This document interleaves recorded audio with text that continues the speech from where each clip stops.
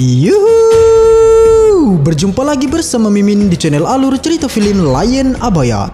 Pada video kali ini, Mimin akan menceritakan alur cerita dari film yang berjudul Hidden Strike. Film ini dirilis pada tahun 2023 baru-baru ini dan memiliki skor 5,4 dari 10 poin menurut situs IMDb.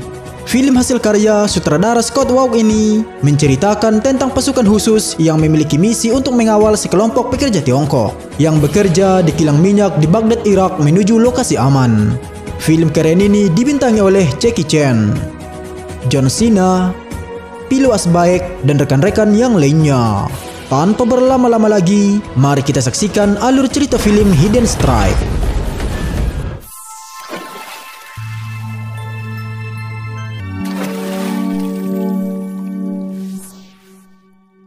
Di Timur Tengah, 3 buah helikopter sedang membawa pasukan keamanan swasta dari Cina. Pasukan itu dipimpin oleh Komandan Luo Feng. Tujuan mereka adalah mendatangi sebuah kilang minyak yang berada di Baghdad, Irak. Pasukan itu memiliki misi untuk mengevakuasi para pekerja Tiongkok ke zona aman, dikarenakan adanya sebuah serangan di tempat mereka bekerja dari para pemberontak yang menginginkan kilang minyak tersebut.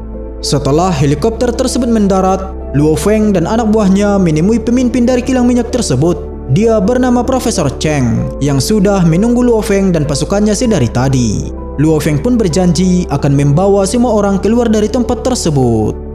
Di waktu yang bersamaan, seorang pria kekar bernama Chris yang merupakan mantan pasukan khusus asal Amerika didatangi oleh adiknya yang bernama Henry bersama teman-temannya. Henry kemudian memberikan sejumlah uang kepada Chris sebagai imbalan atas misi yang sudah berhasil mereka kerjakan. Saat Chris menghitung uang tersebut, dia menyadari jika anggota dari pasukan adiknya tersebut belum memiliki julukannya masing-masing. Karena julukan sangat penting dalam sebuah pasukan, Chris pun memberikan julukan masing-masing kepada setiap pasukan Henry. Henry kemudian meminta abangnya itu untuk serius, lalu menawarkan sebuah misi baru dengan bayaran yang lebih besar dari sebelumnya. Namun Chris tidak tertarik dengan misi itu. Henry kemudian merayu Chris dengan mengatakan, saat 5 anggota mereka diserang pemberontak di area 7, orang yang akan mereka tangkap inilah yang mendanai para pemberontak tersebut. Dan sekarang pasukan Cina akan membawa orang itu kembali ke negaranya. Ternyata orang yang dimaksud Henry adalah Profesor Cheng. Namun Chris tetap menolaknya, sebab baginya uang yang didapatnya hari ini sudah cukup. Terlebih lagi saat Chris mengetahui kalau mereka harus menghadang pasukan tentara Cina itu di jalan kematian. Karena jalan kematian adalah jalan yang sangat berbahaya dan sering memakan korban bagi siapapun yang melewatinya. Setelah itu, Chris pun pergi meninggalkan sang adik. Saat Chris sedang asik bermain dengan seorang anak kecil, dia kemudian didatangi oleh sahabatnya yang bernama Owen Paddock. Owen diketahui bekerja untuk perusahaan yang bernama Unicorp.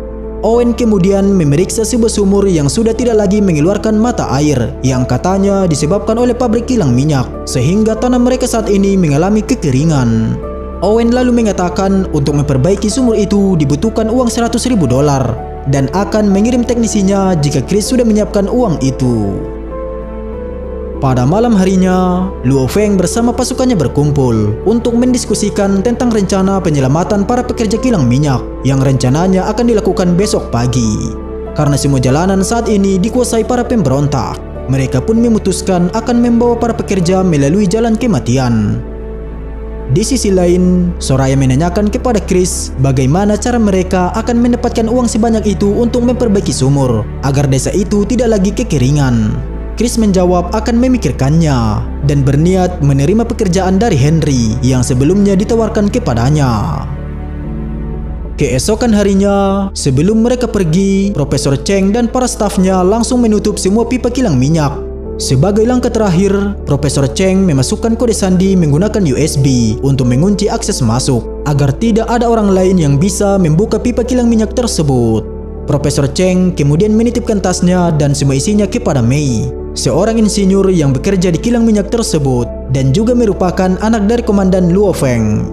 Setelah itu, Luo Feng memerintahkan pasukannya untuk bersiap karena sebentar lagi mereka akan segera berangkat menuju zona aman. Terdapat 11 bus yang akan dipakai untuk mengevakuasi para pekerja. Profesor Cheng bersama asistennya akan naik bus nomor 8, sementara Mei satu bus dengan sang ayah, yaitu Komandan Luo Feng. Di sisi lain, seorang pegawai terlihat menandai bus yang dinaiki Profesor Cheng. Setelah semuanya sudah siap, mereka pun berangkat.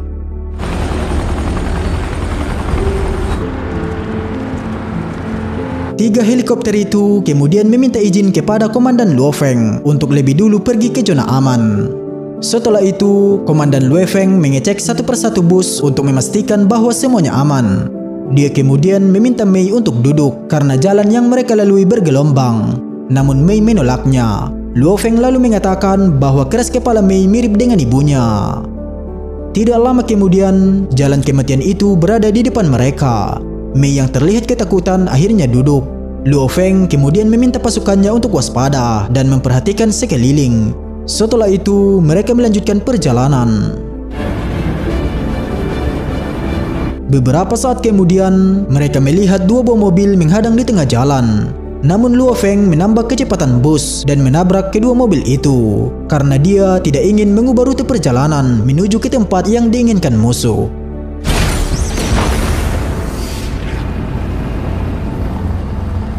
Setelah itu, Luo Feng pun kembali membuka obrolan dengan putrinya. Luo Feng mengatakan kepada Mei yang sedari awal bersikap dingin bahwa salah satu tujuan utamanya datang ke tempat itu adalah untuk menyelamatkan Mei. Namun Mei yang kesal kepada Luo menjawab jika kedatangan Luo Feng adalah untuk menjadi seorang pahlawan dan bukan untuknya. Mei yang masih belum bisa memaafkan Luo Feng lalu mengungkit kisah masa lalu, di mana Luo Feng dulu meninggalkan istrinya yang sedang sakit saat Mei masih kecil. Luo Feng beralasan saat itu dia dibutuhkan negaranya untuk sebuah misi. Namun Mei yang sudah terlanjur sakit hati dengan Luo Feng tidak bisa menerima alasan tersebut. Tidak lama kemudian, tiba-tiba datang sebuah badai pasir yang cukup besar. Luo Feng pun merasa ada yang tidak beres, karena menurut informasi dari salah seorang anak buahnya mengatakan jika cuaca hari ini akan berlangsung cerah. Melihat keanehan tersebut, Luo Feng menyuruh anak buahnya yang mengintai di atas untuk masuk ke dalam bus, karena mereka akan melewati badai pasir. Saat berada di dalam badai pasir tersebut, Luo Feng tidak bisa menghubungi anak buahnya yang berada di bus lain. Dia pun semakin yakin jika ada sesuatu yang tidak beres dari badai pasir tersebut. Beberapa saat kemudian, dari arah belakang, beberapa mobil yang tidak dikenal mengincar bus yang ditandai oleh seorang pegawai yang telah berkhianat sebelum mereka berangkat tadi. Orang-orang itu lalu masuk ke dalam bus dan terjadilah baku hantam dengan anak buah Luo Feng yang berjaga di bus tersebut.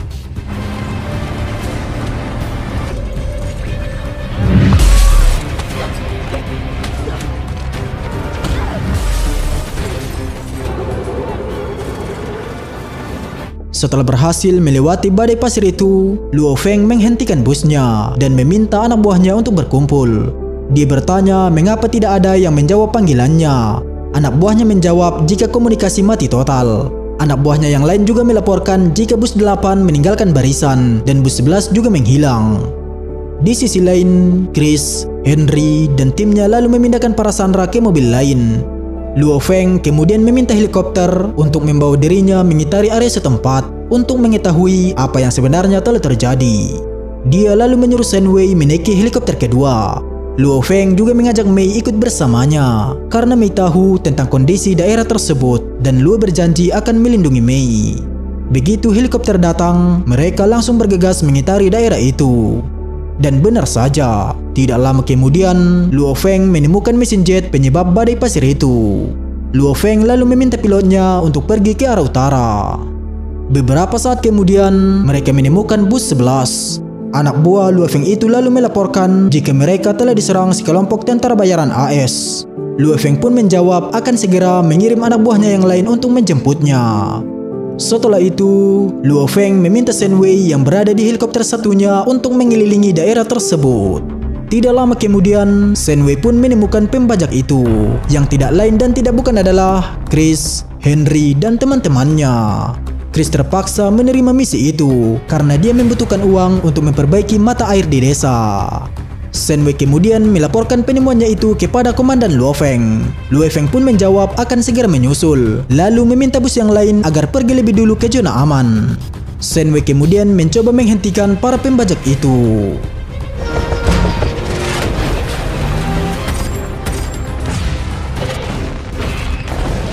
Chris lalu meminta Knox ke depan untuk menyiapkan serangan balasan. Chris dan yang lainnya lalu turun dari mobil untuk menyerang helikopter itu.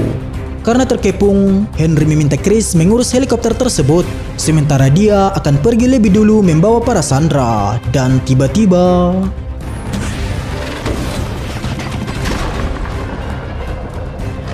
setelah berhasil menjatuhkan helikopter itu, Chris menyusul Henry ke markas orang yang menyuruh mereka. Di sisi lain, Luo berhasil menemukan bus 8. Luo Feng kemudian turun menggunakan tali lalu masuk ke dalam bus.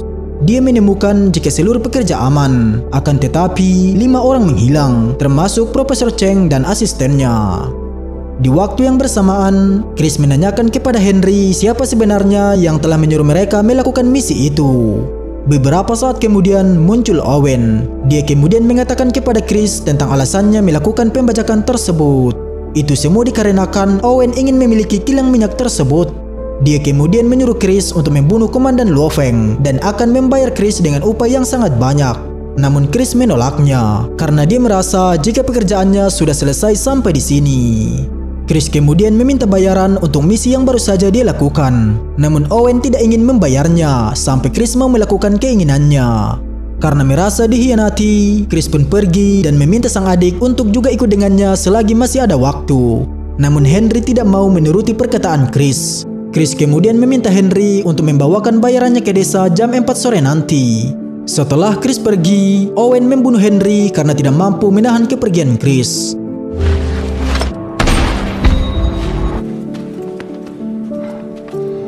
Setelah itu, Luo Feng melihat mobil yang Chris kendarai dan meminta sang pilot untuk mengikutinya. Karena helikopter itu kehabisan bahan bakar, Luo Feng pun memutuskan untuk pergi sendiri dengan jalan kaki. Tidak berselang lama, Luo Feng berhasil menemukan keberadaan Chris yang sedang bermain dengan anak kecil. Dia kemudian menghampiri Chris dan menanyakan apa yang Chris lakukan di gurun. Namun Chris balik bertanya tentang keberadaan Luo Feng yang datang ke desanya itu. Luo Feng menjawab jika dia mencari orang-orangnya. Chris berkata jika bukan dia yang menculik orang-orang Luo Feng. Di tengah perdebatan mereka, anak kecil itu kembali mengajak Chris untuk bermain. Luo Feng kemudian memilih pergi karena tidak ingin terjadi adanya keributan. Namun dia tidak benar-benar pergi dari tempat itu. Luo Feng kemudian membuntuti Chris yang ingin menjemput Henry karena belum juga pulang. Sesampainya di tempat, Chris malah menemukan Henry yang sudah tidak bernyawa. Luo Feng yang juga sudah sampai di tempat itu kemudian masuk ke dalam ruangan di mana Chris berada dan tiba-tiba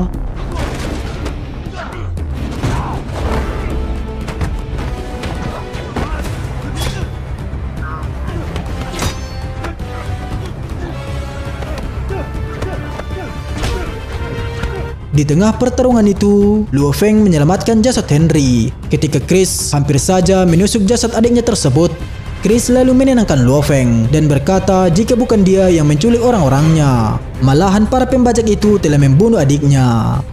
Beberapa saat kemudian, datang beberapa orang Perancis yang tidak dikenal dan meminta uang kepada Chris dan Luo Feng. Chris dan Luo Feng kemudian tidak sengaja melepaskan kunci granat yang membuat orang Perancis itu seketika kabur. Setelah itu, orang Perancis tersebut menembaki Chris dan Luo Feng. What? Forget it! Grenade! What kind of bullet? 7.62!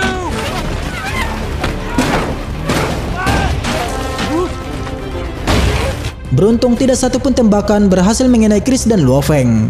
Setelah Chris memastikan jika orang-orang Perancis itu telah pergi, dia kemudian memberitahukan jika yang melakukan pembajakan itu adalah Owen yang bekerja untuk Unicorp. Mereka berdua kemudian pergi sambil menghancurkan tempat tersebut.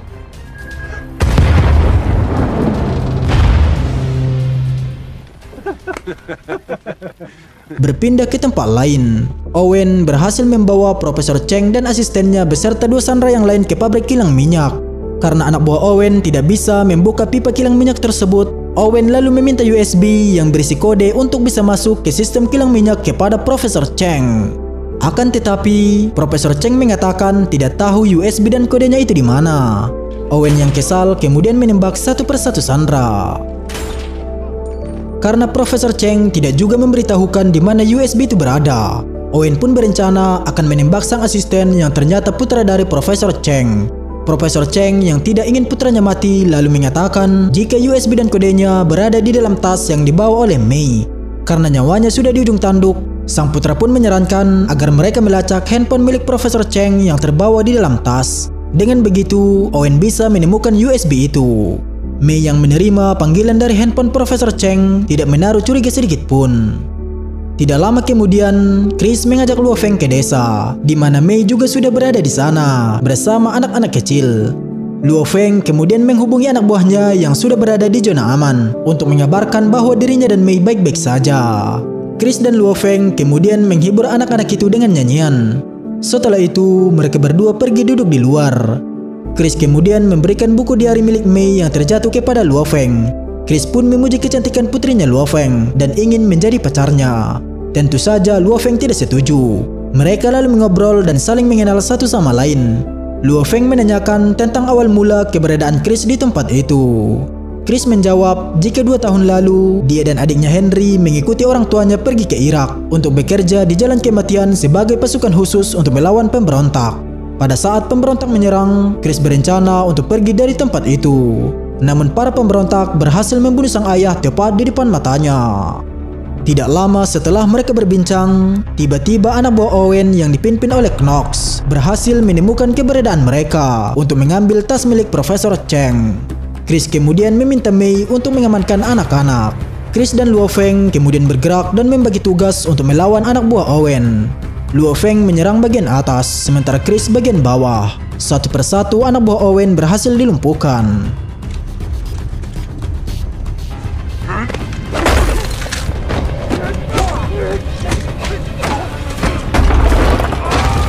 Kemudian dengan isyarat tangan, mereka kembali melanjutkan penyerangan.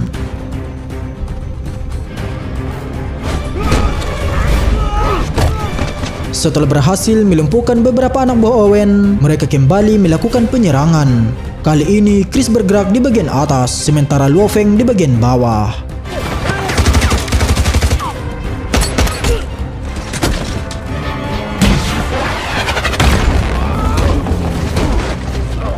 Chris kemudian menemui Mei dan meminta handphone milik Profesor Cheng. Chris lalu memberikan handphone itu kepada Knox. Namun yang anak buah Owen cari adalah tas Profesor Cheng. Bersamaan dengan itu, datang warga setempat untuk membantu. Chris kemudian kembali masuk dan mengambil tas itu dari Mei, lalu memberikannya kepada anak buah Owen. Anak buah Owen itu pun segera pergi dari sana.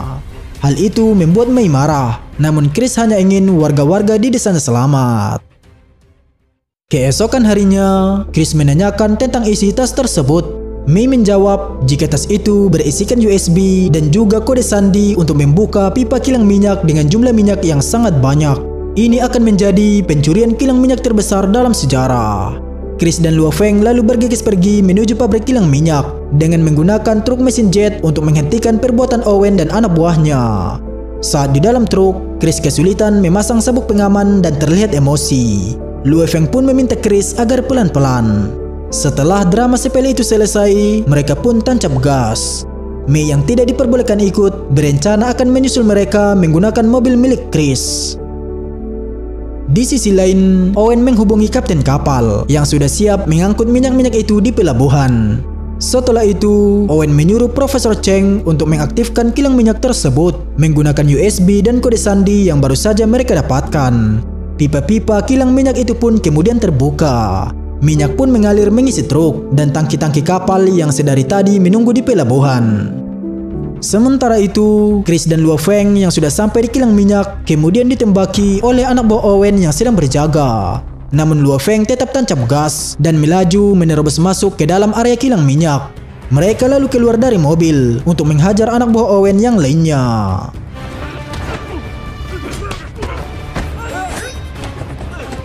Owen yang mengetahui itu lalu mencabut dan merusak USB tersebut agar Chris dan Luo Feng tidak bisa menghentikan pencuriannya. Owen beserta anak buahnya yang lain kemudian pergi dan menyuruh Knox tetap berjaga di sana. Dengan kerjasama yang sangat epik, Chris dan Luo Feng menghabisi anak buah Owen.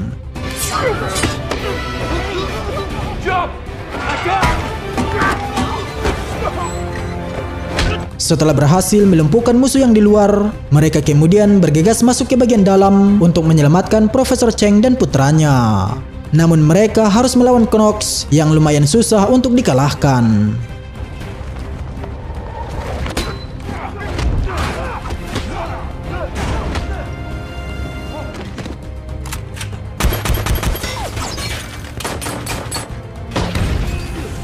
Karena mereka kehabisan peluru, Chris pun membagi tugas. Dia akan mengalihkan perhatian Knox, sementara Luo Feng akan menyergap Knox dari belakang. You out of bullets. Setelah Luo Feng mendorong Knox ke jendela, Luo Feng meminta Chris menangkap Owen yang akan pergi, sementara dia sendiri akan menghadapi Knox. Di sisi lain, Owen bersiap kabur dengan menggunakan mobil. Chris pun mencoba mengejarnya dengan berlari, namun Owen berhasil kabur. Beruntung Mei datang tepat waktu dengan menggunakan mobil kesayangan milik Chris. Chris dan Mei lalu bergegas mengejar Owen. Chris kemudian mengeluarkan senapan yang disimpan di bawah tempat duduk. Owen yang mengetahui keberadaan Chris di belakang lalu menembaknya.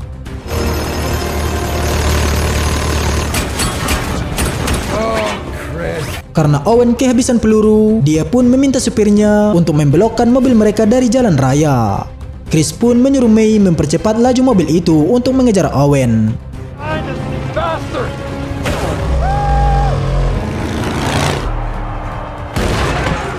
Setelah Chris dan Mei tidak bisa lagi mengikuti mereka, mobil Owen pun kembali bergabung dengan anak buahnya yang lain. Sementara itu, Luo Feng masih berusaha keras melumpuhkan Knox. Dia kemudian menyemprotkan busa untuk menghentikan aksi Knox. Mereka pun baku hantam di antara lautan busa.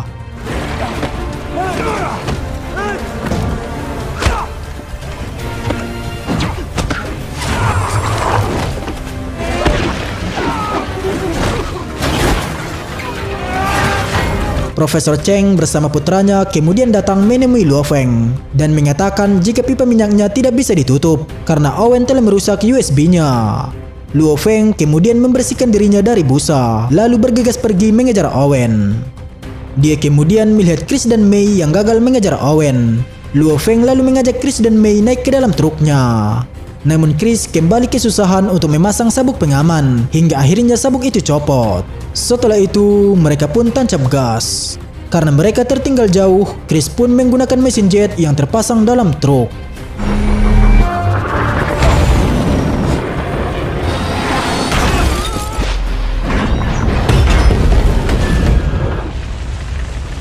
Akibat kejadian itu, supir Owen tewas. Beruntung Luo Feng, Chris, dan Mei selamat. Owen yang masih selamat kemudian bergegas kabur. Chris yang melihat itu lalu meminta Luo Feng mengejarnya. Namun truk itu terjebak di dalam pasir akibat kebocoran tangki. Chris lalu menyuruh Mei menekan tombol untuk mengeluarkan carik truk. Setelah semuanya beres, mereka pun kembali tancap gas. Tidak lama kemudian, truk itu berhasil menabrak mobil Owen. Akan tetapi, Luo Feng, Chris, dan Mei harus segera keluar dari truk itu karena di depan sana terdapat jurang. Luo Feng lalu meminta Chris untuk melompat pada instruksi yang akan dia berikan. Namun Chris tidak mendengar perintah dari Luo Feng. Luo Feng kemudian mengikat tubuhnya dan Mei dengan tali yang akan dipasangkan ke mobil Owen. Dan tiba-tiba,